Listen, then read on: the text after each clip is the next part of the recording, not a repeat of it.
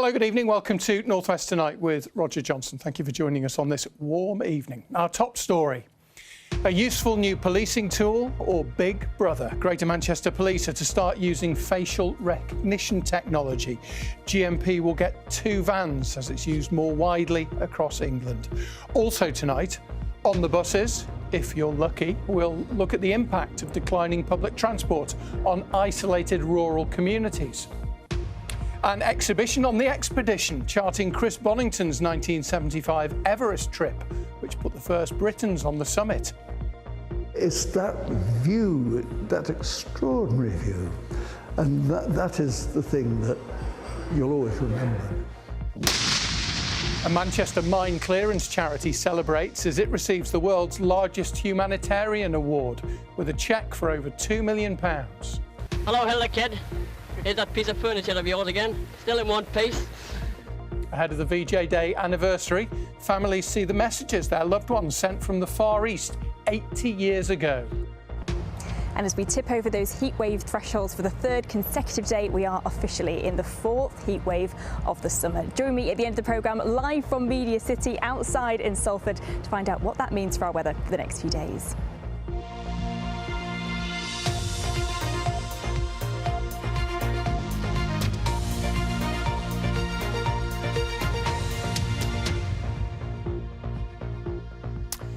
If you've got nothing to hide, what's the problem? It's Big Brother and an infringement of civil rights. Different views of the same news today, that Greater Manchester Police will start using facial recognition technology. 7 areas in the country will get camera vans. GMP's getting 2, which will be used to spot people already wanted by the police. Andy Gill has this report.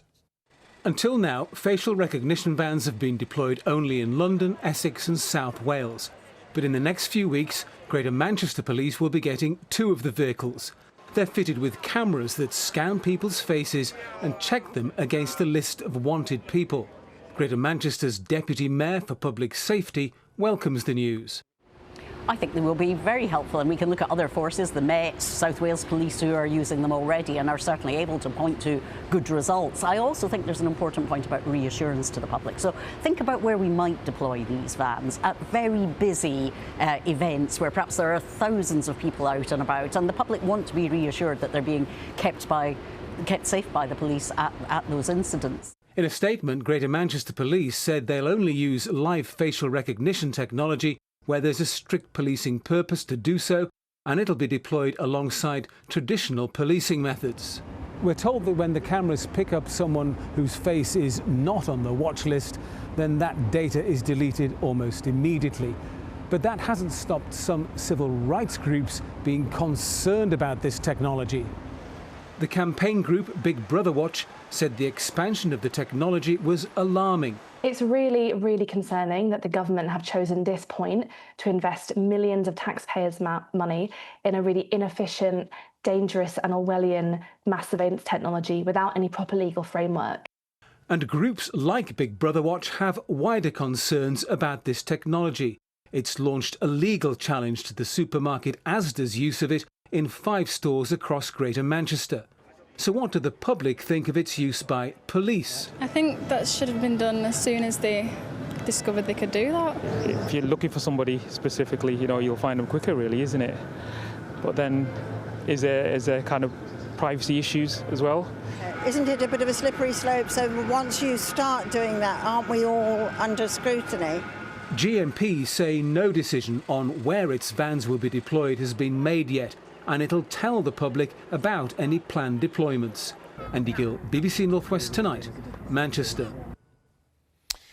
Now, the parents of a teenage kickboxer from Liverpool who died from a head injury say that they are hopeful of a change in the law to prevent similar deaths. Alex Eastwood was 15 when he died last year after an unofficial bout in Wigan. This week, his mum and dad met Wigan's MP, the Culture Secretary, Lisa Nandy, to discuss how to improve the safety of children in martial arts, as Anna Jameson reports. His kickboxing talent was described as meteoric. The 5-time world champion, gone, at just 15 years old. Our lives have been changed forever. Alex's future was taken, and with it, part of ours too. We miss him every second, Now all we have left are memories. The coroner ruled that Alex died by misadventure after an unsanctioned and unregulated charity bout in Wigan. He said he was shocked to hear how the child had fought a man in his late 30s the week before. The current framework looks like the wild, wild west, with no consistent rules, no oversight and no accountability when it comes to unsanctioned kickboxing bouts involving children. In an unusual step, the coroner issued a prevention of death report to the Culture Secretary, expressing his concern about a lack of safeguarding procedures.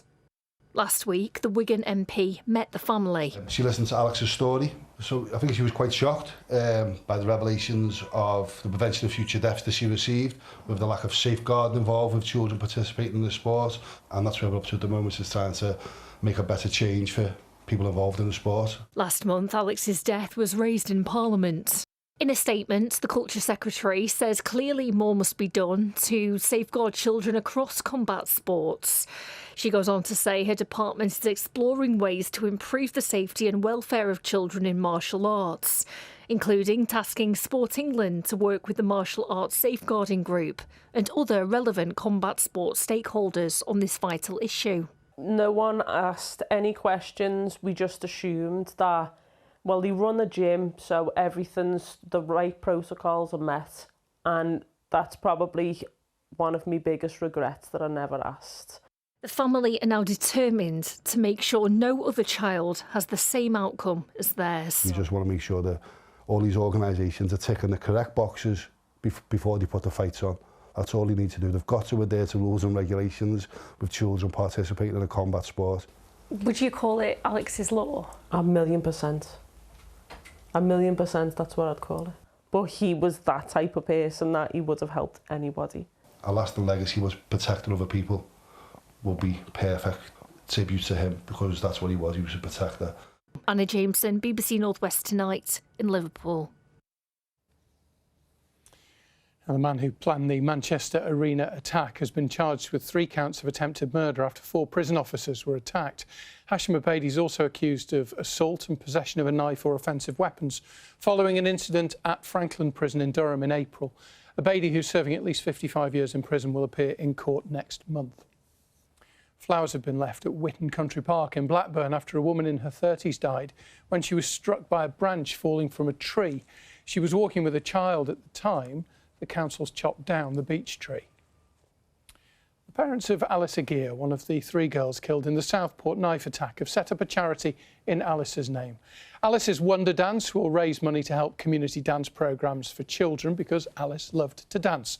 Her father, Sergio, will run the world's original 6 major marathons: New York, Berlin, Boston, Chicago, Tokyo and London, in Alice's memory.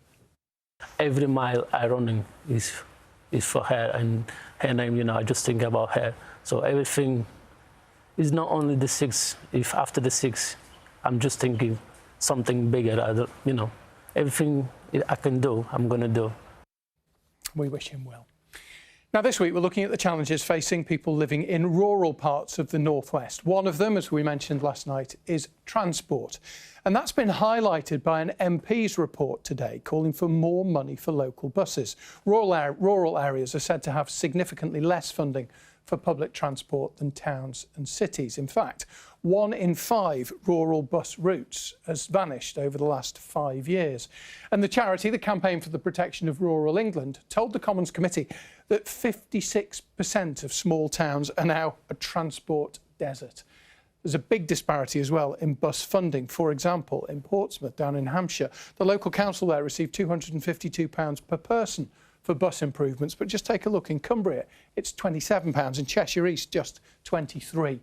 The report recommends reforming the way that buses are funded and to adopt a minimum level of transport connectivity. With more details, here's our environment correspondent, Judy Hobson. Travelling around our rural areas can be a challenge. The government spends less on bus services here compared to urban areas, and yet for many, a bus is a lifeline. I suppose everybody else manages to drive, but I don't. And if I was young and fit, I might have cycled, but I think those days are gone. This is the 516 service between Kendal and Langdale.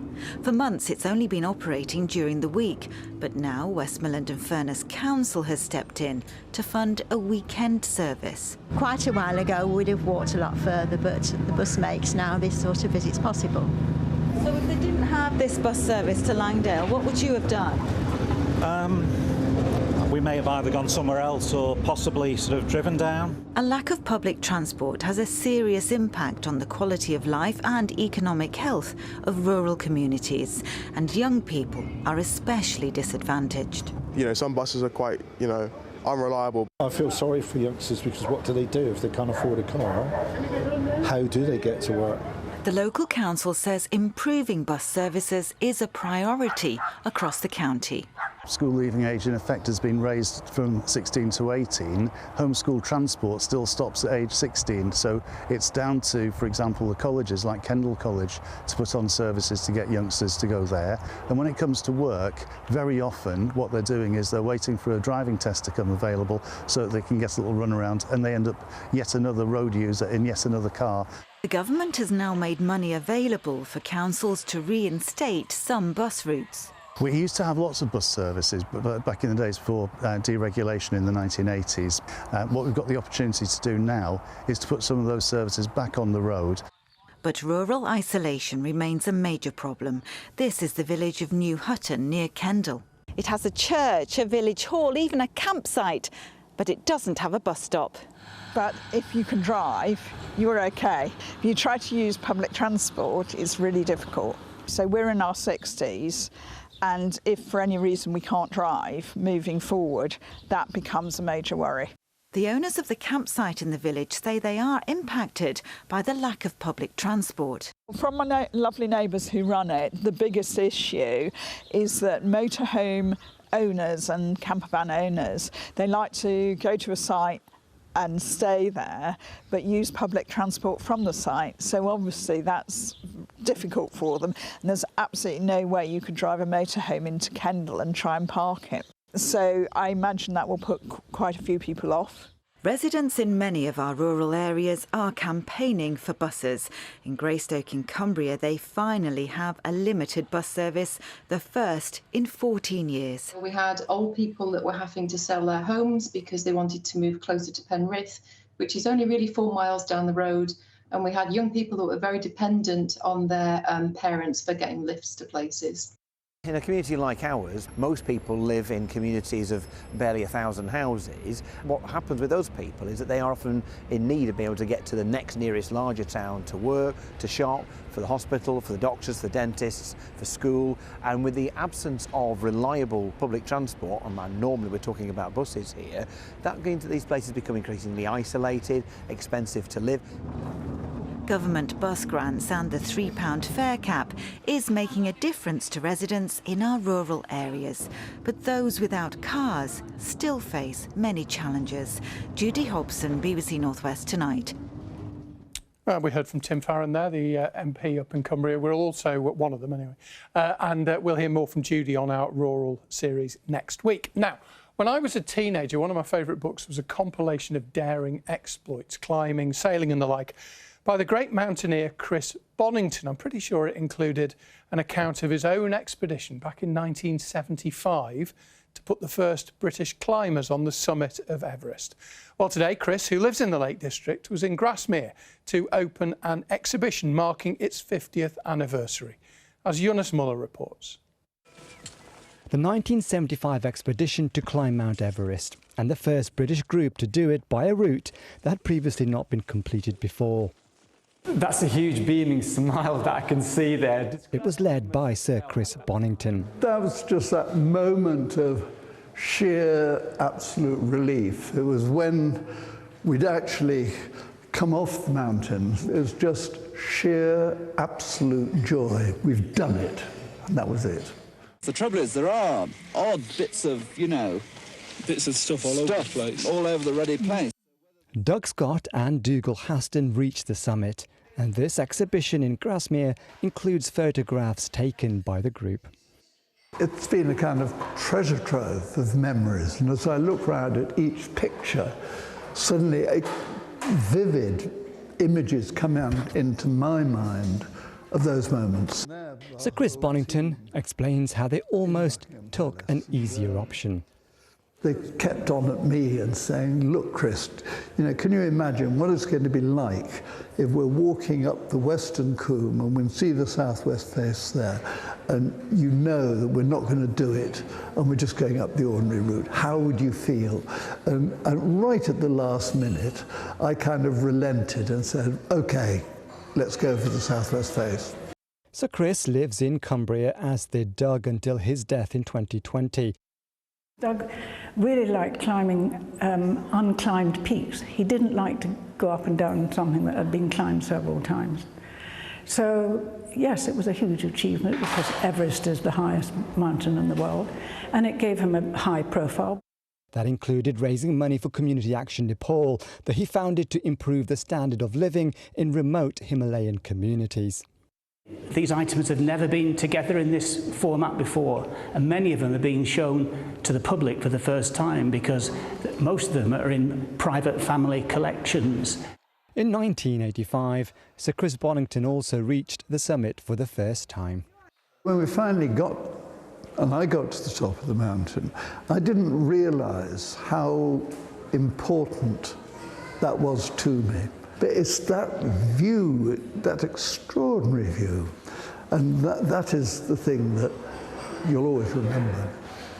This expedition remains a pivotal moment in British mountaineering, and the achievements continue to inspire today. Eunice Muller, BBC Northwest Tonight. Chris Bonington, looking very good, 91 years young now. Now, Abby will be here with the weather shortly. It's been a glorious day, hasn't it? But first, have a look at this. They are landmines being destroyed. You can see how devastating they can be just from that explosion. And with so many conflicts around the world, the number of people being injured and killed is surging, and many of them are children. Well, in the past hour or so, it's been announced that the Manchester-based charity, the Mines Advisory Group, which works to clear landmines and explosives, has been awarded something called the Conrad N. Hilton Award. It is the world's leading humanitarian award. It comes with a prize of over £2 million. And I'm delighted we've got a couple of guests here. Darren Cormack's the Chief Executive. Good to see you, Darren. Thank you for coming in. And Emily McGregor, who is the Regional Programmes Support Coordinator. Congratulations, first of all. What does the award mean, first of all, Darren? Oh, we're enormously grateful. It's a recognition of the contribution MAG has made to the alleviation of suffering for communities around the world for over 35 years. And, throughout our history, we've helped over 23 million people around the world who have been impacted by landmines and by conflict.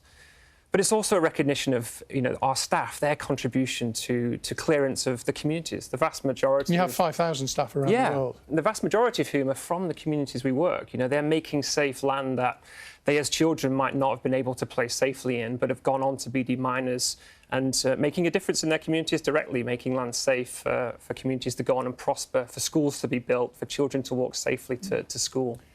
And Emily, funds are always tight. Aid budgets are always under restrictions. What will the money be used for? It's a lot of money, £2 million. It's a lot of money, and it really makes a difference. It's unrestricted, so it can be used in a lot more flexible ways than perhaps other pots of funding we might get. I think there's some big discussions going on at the minute, but a lot of it will be just trying to strengthen our systems, some innovation, just to make sure we can really reach as many people as possible. You've brought some things in with you. The visor and the jacket are, I guess, self-explanatory. Everyone will remember that, of course, from Princess Diana all those years ago. Of course. These are terrifying. Yeah. They're only tiny. Yeah. They're landmines. Yeah. It must be impossible. How many of them, do you have any idea in the world how many of those are? I read something in Ukraine. It said there's an area 3 times the size of Switzerland that's got those littered all over. Yeah. 60 million people live at risk of landmines around the world, and that number's rising. Seeing conflicts as you describe in Ukraine, where I was recently, across the Middle East, and these tiny little landmines that you see there, they're powerful enough to maim a combatant on a minefield. That's what they're intended to do, but they're sensitive enough to be triggered by a child's footstep, and that's the reality. Emily's talking about how we'll use the money there, but Put simply, MAG is in a race to find a landmine before a child does, and funding like this helps us to run that race faster. It helps us to put communities, families, mothers, put their peace of mind, ultimately creating. Many of these minefields are legacies, aren't they, from old conflicts? And you were doing a great job, and the number of injuries was coming down. But of course, as we all know, the number of conflicts in the world has spiralled. Ukraine is one. Yeah. Gaza obviously is another. Mines are an issue there as well. Your work is more important than ever, Emily, isn't it? Yeah, and unfortunately, levels of conflict are actually at the highest they've been since the Second World War. So it's increasingly important that organisations such as MAG and hundreds of thousands of other amazing organisations and the people around the world are recognised who are fighting for peace, who might not be in the headlines as much as this ongoing conflict, but who nonetheless are there, making sure that people don't have to suffer the same trauma and conflict they might have. And Darren, you mentioned your staff and the accolade is for them. How dangerous a job is this? I mean, it's a stupid question, it's self-explanatory. Yeah, I mean, I think you've seen in some of the videos here and the PPE, that the protective equipment we've got here. Ultimately, if people are doing what they're supposed to do, which, our highly trained staff who are from the communities in which we work do, it is predominantly safe, but accidents can happen, and that's ultimately why we take the risk that we take. Is that safe for you, but as you said, for a child, yeah, it's fatal. Absolutely, absolutely. And, so many of the communities that we work in, children are returning from conflict. Take someone like Syria. People have been displaced, been refugees. They're returning home now as conflict has changed there, but they're coming home to a village that they once thought was safe, but isn't. Behind that door, in that corner of their garden, they're at risk. I was in Lebanon last week, and at the corner of the minefield I was in, there were two swings. Children have been swinging on these swings, unknowingly, meters from a minefield, and I worry about my children in the back garden, let alone if you were worrying about your child playing next to a minefield. Well, good luck with your continuing work. Thank you very much, both of you, for coming in to talk to us, Darren and Emily, and congratulations again on a terrific award. And yeah, I didn't even mention you were already shared a Nobel Peace Prize a few years ago. Yeah, you guys are right up there. Yeah, we have that as well. Yeah, we're grateful for that too. Thank you for coming in. Really appreciate it. They were talking about the Second World War, and of course it's the 80th anniversary of VJ Day coming up. They were known as the Forgotten Army of the Second World War, though. And for the British soldiers who were in the Far East, black and white film recordings were often the only way that they could send a message home. Our colleagues on BBC Breakfast showed some of the Calling Blighty tapes, as they were known, which were recorded by soldiers from Manchester in the hope of finding their descendants. Well, guess what happened? Here's Jane McCubbin.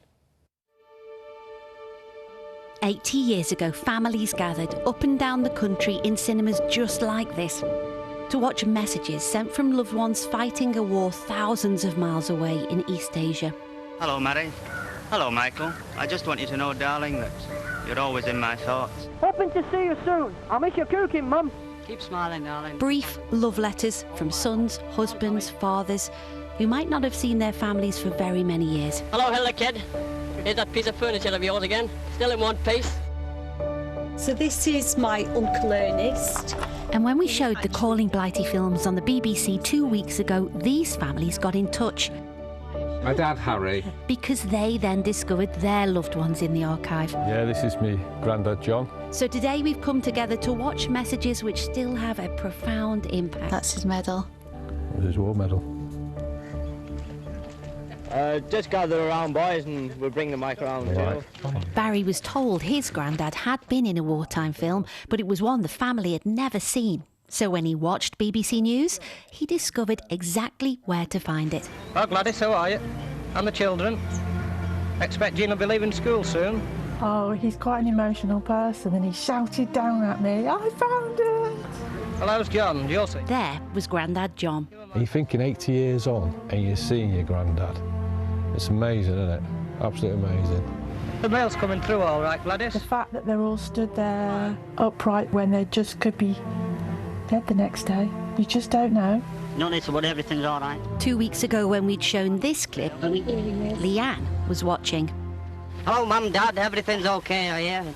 This gentleman come on who looked exactly the same as my son, and so I text my mum and said, Mum, there's a man on the telly. this looks like our family. His name's Ernest. And she said, oh yeah, Grandad had a brother called Ernest. I think he died in the war though. And it took my breath, you know. We're keeping all right. He's on my telly. He's talking to me. You know, I've heard his voice. I've seen his face. Oh, cheerio, all the best. Ernest was killed just after this recording. A man they never knew, but who they now recognise as a family hero. My heart knew that I knew him. Yeah. They've all got a smile on their face. And they never say ta-ra. They all say cheerio then. Hey, smiling kid. Cheerio, mother. Bye, Dad. I'm seeing you. None of these messages gave away any hint of the horrors of war, and how much of a comfort must that have been to families back home. These blokes are very special, aren't they? They should always be remembered. It makes me feel really proud and yeah. Cheerio, everyone. Hello, folks. See you soon. Jay McCubbin, BBC North West Tonight. Hello, Middleton. Keep smiling, mother. They were very special indeed. Right, let's get the weather. You don't need me to tell you it's been hot. If you've watched all the way through, thank you for being with us. Abby, you're enjoying the sunshine.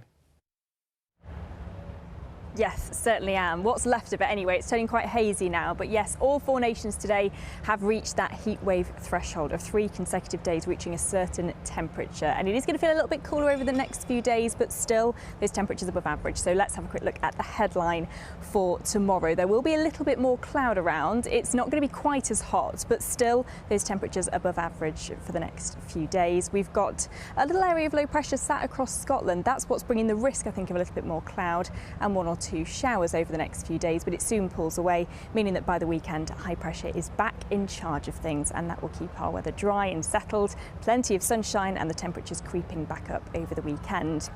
So overnight tonight, they're starting to see a little bit more high-level cloud out and about this evening. We will continue to see that building a little, so 1 or 2 places seeing a little more cloud than what we had last night, but a good deal of dry weather. Any showers this evening easing away, our temperatures no lower than about 13 or 14 degrees Celsius, so quite a mild and muggy start to the day. Tomorrow it's again a case of kind of uncomfortable nights over the coming nights. And while there will be a little bit more cloud around tomorrow, there will still be some really decent spells of sunshine. Our temperatures not quite as hot as they have been today. We have seen 31 degrees in some parts of the northwest. I think tomorrow closer to around 25 or 26 degrees Celsius, but the risk is certainly there of seeing 1 or 2 showers, and some of these showers could be on the heavy side for tomorrow. But we do then have high pressure really building, establishing itself as we head towards the weekend. So Friday, drier, settled, perhaps a little bit of low cloud around first thing Friday morning. But Friday afternoon, lots of sunshine, temperatures 25 or 26 degrees Celsius. And then the outlook is looking pretty good. Dry, plenty of sunshine and no real change into the start of next week. Rog. Abby, thank you very much. Apologies for the lack of the weather graphics there. Abby will have an update a little later. You can get more on the BBC weather app as well. But from all of us, thank you for watching. Have a lovely evening. Bye-bye.